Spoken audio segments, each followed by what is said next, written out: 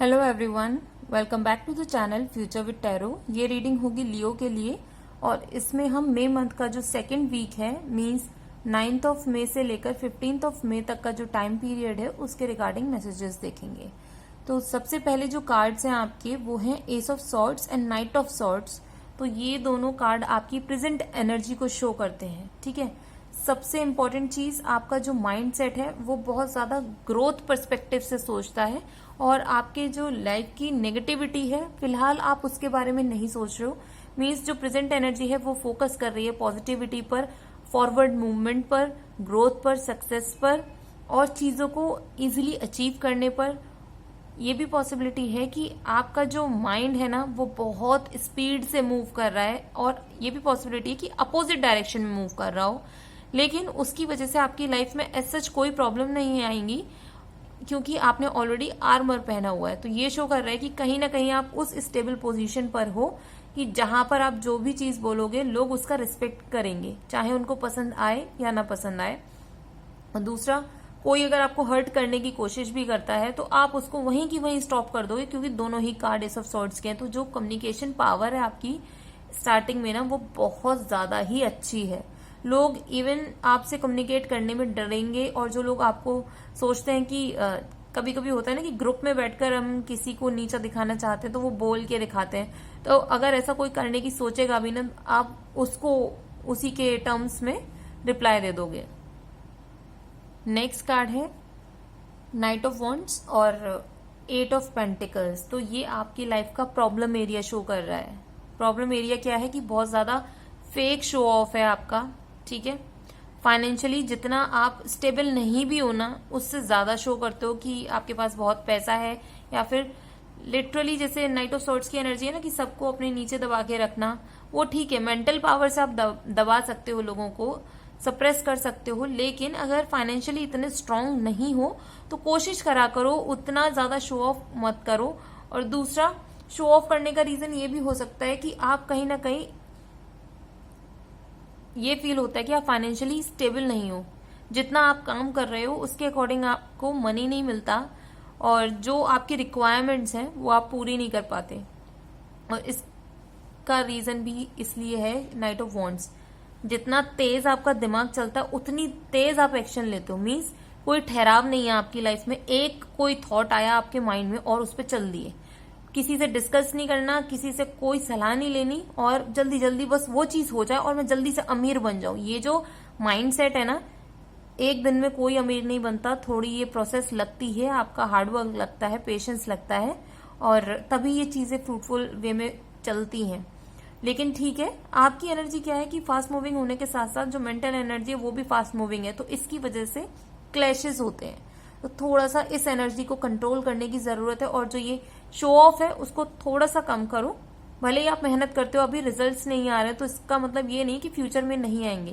Cards positive हैं, लेकिन ये शो ऑफ की वजह से आप अपने लाइफ में ना थोड़े थोड़े इमोशनल जो कनेक्ट है लोगों के साथ उनको खराब करते हुए चले जाओगे। नेक्स्ट कार्ड है लवर्स का कार्ड और एट ऑफ कप्स का।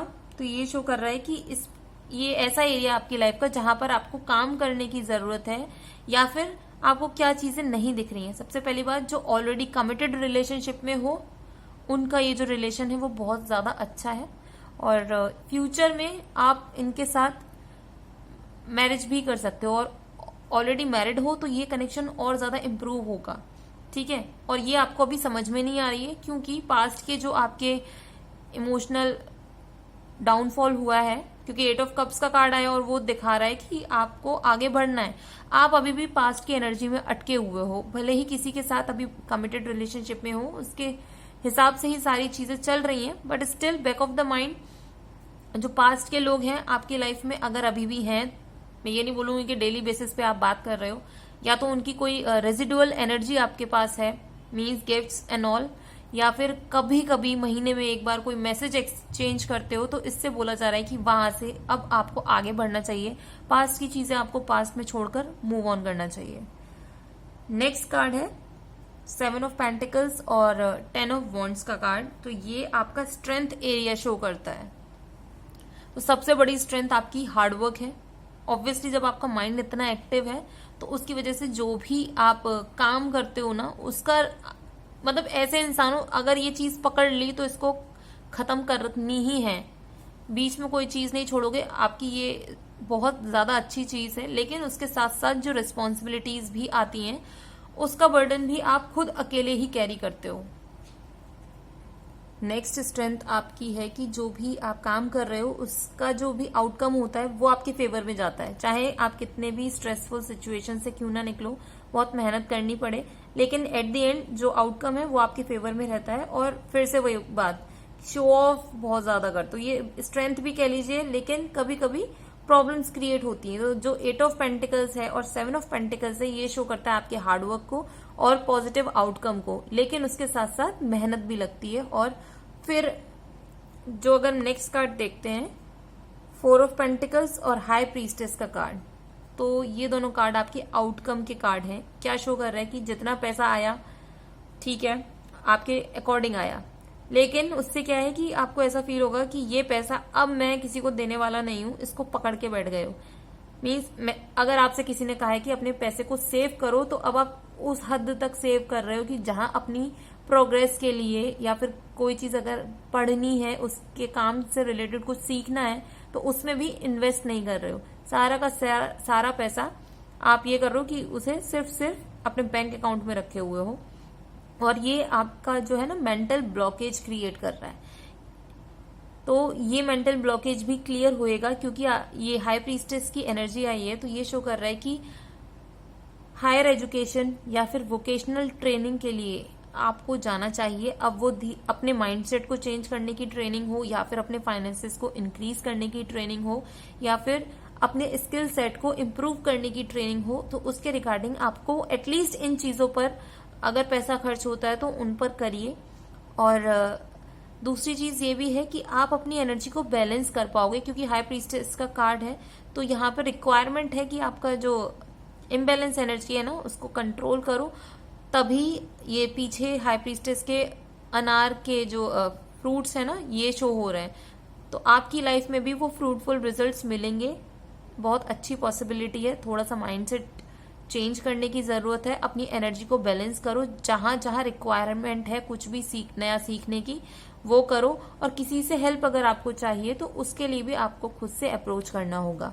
तो ओवरऑल रीडिंग में पॉजिटिव है, बस जो आपकी फास्ट मूविंग एनर्जी है, जो मेंटली और फिजिकली, वो अच्छी चीज है, लेकिन उसको थोड़ा सा कंट्रोल्ड वे में करो, क्योंकि हाई प्रीस्टेस भी आया हुआ है। तो आप किसी की सलाह लो कोई भी काम करने से पहले। एकदम से किसी ने कुछ बोला तो उसके ऊपर लग मत जाओ काम करने पर, थोड़ी सी सलाह लेने की जरूरत है।